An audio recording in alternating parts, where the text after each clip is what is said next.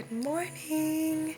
Welcome back to another Yorkie video. There's so much craziness going on at the White House right now. That's literally 20 minutes from where I'm at.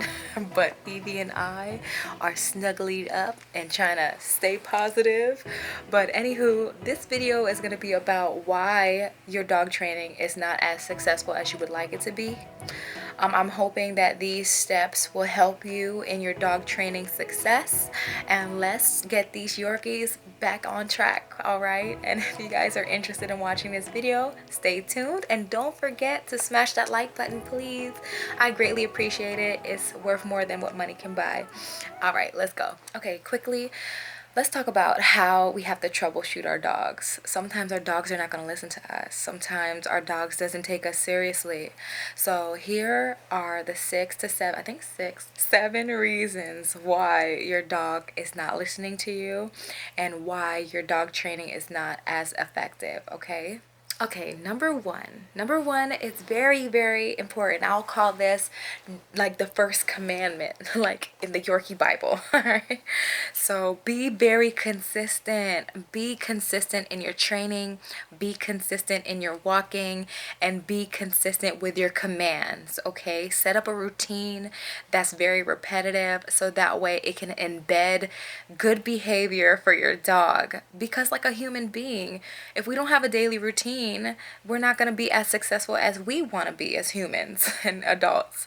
So we have to set up a success plan for our Yorkies so that way they can do very well in whatever we want them to do. Either it's potty training, whether it's crate training, command training. I like to call it behavioral command training, and then you have your entertainment trick training. There's two different trainings, and I feel like being consistent on the behavioral training is very, very important. So please be very consistent, and make sure you guys have rewards that are extremely motivating. If your dog is not motivated to learn, like, they're not going to listen to you again. So make sure that you reward your dog by treats and by playtime. So I do it on and off, so it's not as consistent as always food based, because dogs can be food driven, but if you give them too much food, especially the same type of food, they're going to get bored of that and they're going to want the next big thing. So do a rotation of rewarding your dog with a toy, shaking a toy, and rewarding your dog with food, so that way they can be extremely motivated to learn. Okay, sometimes if you are doing more food than playtime, switch up your treats, make a variety of options, so that way if you have too much jerky and they're just sick of it, you're gonna have like a little baby steak treat, not actual real steak, but like the dog steak treats. Like, just switch it up and see which ones your Yorkie likes the most, and just make sure you have them at hand so that way you can reward them quickly and effectively. The third reason why your training isn't as successful as you like it to be is because of family. Family messes up everything, either the family or the daycare that you put them in, because they're not you.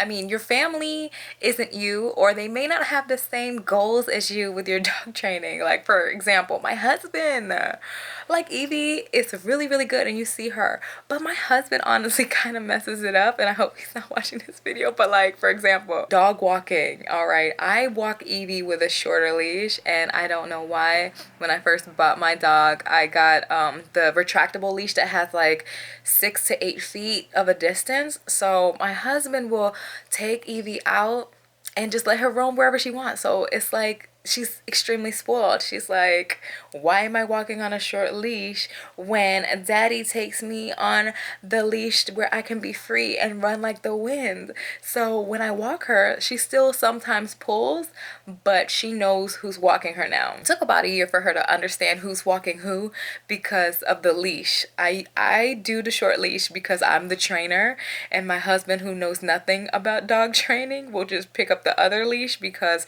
he's like, let her be free. So that messes up the training. if your kids and your husband or your wife isn't on the same page as you, it's gonna mess things up and you're not gonna be as successful. Not saying there won't be any success, it just will make the dog be confused. It's like, well, daddy does this and mommy does this. So it's like, where do I go? I don't know what to do. Make sure everyone in your household is on board with your training. Make sure everyone in your household knows the commands you're training your Yorkie. So that way there wouldn't be any confusion and there won't be as much troubleshooting. And if you don't know what troubleshooting is, it's like redoing what you already taught your Yorkie, which can be so frustrating for you as an owner. So let's try to prevent this as much as we can, because we want the best for our Yorkies and make the household better for us as dog owners, okay? Fourth reason is your body language. Body language in dog training is so important. Dogs are very, very intelligent. You may not see it yet, but dogs study your every motion. They're very observant creatures. Just always remember that they're always watching you.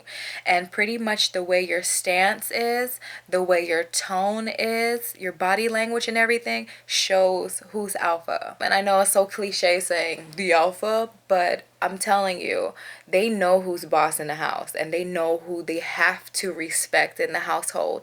So make sure when you're in the home, don't be so like too relaxed, and you don't want to be too militant either. You want a combination of both. So when I'm at home, I'm pretty firm, but then again, my personality is like lovey-dovey, but I don't want to show Evie too much of that soft side, because when you do, that's when they want to take advantage of you. They'll just be like, whatever, I'm not listening to you. I'm just gonna do as I please. And you don't want that behavior. You want to make sure you have a dog that listens to you. You want to make sure that your dog can come to you when you ask them to. So again, I know it might be hard for people who give in on these cute puppies. Like, she's so cute, y'all. She's so cute. Like, she's so precious. How can you be so assertive, you know? And I understand, because I have these soft moments, but what I've realized is when I'm too soft, she doesn't listen, and it's like I have to troubleshoot again. And you don't want to do too much troubleshooting, as mentioned before, because it's just going to be frustrating for us. So make sure your body language, make sure your posture is on point. Make sure, you say the command with strength. Because it will work. The fifth reason why the training isn't as great is because you're yelling at your dog. Don't yell at your dog. You hear it from me. Don't yell. I believe in tone and voice. I believe in tone and voice, not the projection of your voice. So make sure that you are firm again with your commands, either positively, or be firm with your commands. Because usually if you're trying to train your dog like the leave it, no, just be firm with it. Say no, say leave it, and you don't yell at them. You just sound a little aggressive in your voice. That's pretty much it. And a lot of positive reinforcement is so good, like by me saying good girl, or if she's doing something wrong, I just place her in the crate and then take her out in like 4 minutes. It's like you just have to find a strategic tactic for you to train your dog the good versus the bad. You don't have to yell at your dog, and I feel like yelling at your dog, the dog's just like more scared that they block you out and just hear just rah, rah, rah, rah. They don't even know what you're saying. They don't even know why you're angry. It's too much rah, rah, rah. No, none of that. Okay, try positive reinforcement and tone and voice practicing, so that way you could be successful in your training, because I'm telling you, these tips are gonna make it so much better for you. Number 6 is hitting your dog. Don't hit your dog. Don't hit your dog. Like, it's so, oh my gosh. Like, this one is very touchy, because I see people saying, oh, I tap my dog in the nose, or pop her. No judge, but I feel like you don't need to do that, or especially for these breeds. It's a Yorkie, okay? If you tap your Yorkie on the nose, that's gonna be hurtful for them. They're small. I can see maybe why they do it to bigger dogs like a German Shepherd or a Doberman. But still, there's other ways besides hitting your dog, okay? Tone of voice training and positive reinforcement or crate training, there's other methods to succeed in training, period. So do not hit your dog. Hitting your dog is just ridiculous, and they'll be more scared of you and really won't listen to you when you hit them. It doesn't make any sense. It's like abusing your animal, especially when they're small. If you abuse a person, they're gonna not want anything to do with you. So same as a dog, don't hit your dog and find other methods of training. Okay, I'm sorry, but I'm keeping it real. Don't hit your dog, and you're hearing it first from me. Number 7 is spoiling your Yorkie. Spoiling your Yorkie is gonna mess everything up. And I say it with a smile because you got to find that balance. It's tough because they're so cute. They're like little teddy bears, and how could you not love them up and give them everything they want, all the toys, all the treats, all the love, all the snuggles? How it's so hard to give that up. But you have to find a balance. Honestly, realistically, you got to have balance.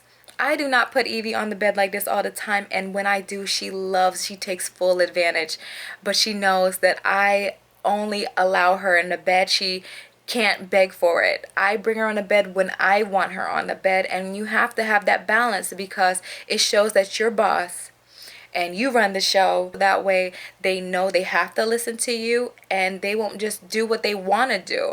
So have a balance in spoiling, so that way your training will be a lot more successful, because that's the goal here. You guys are watching this video because you may be struggling a little bit. So let's alleviate that stress and find the balance to loving your dog super much, to like finding that happy medium where it's like, I love you so much, but you know I gotta put you in your crate tonight, or you know you gotta sleep in your bed tonight, so that way they know that you're boss. So the whole point of this video is to make sure that your Yorkie knows who runs the household, and it's not in an aggressive way. It's like they need to know who takes care of them and who they need to listen to. Like an alpha. Alpha is so important. It's like you're leading the pack. So you have to show your Yorkie that you are the pack leader. Okay. So if you guys enjoyed this video, put a thumbs up, and don't forget to comment and subscribe so I can try to answer as many questions that you have, and tune in to the next video. Have a great morning. Bye.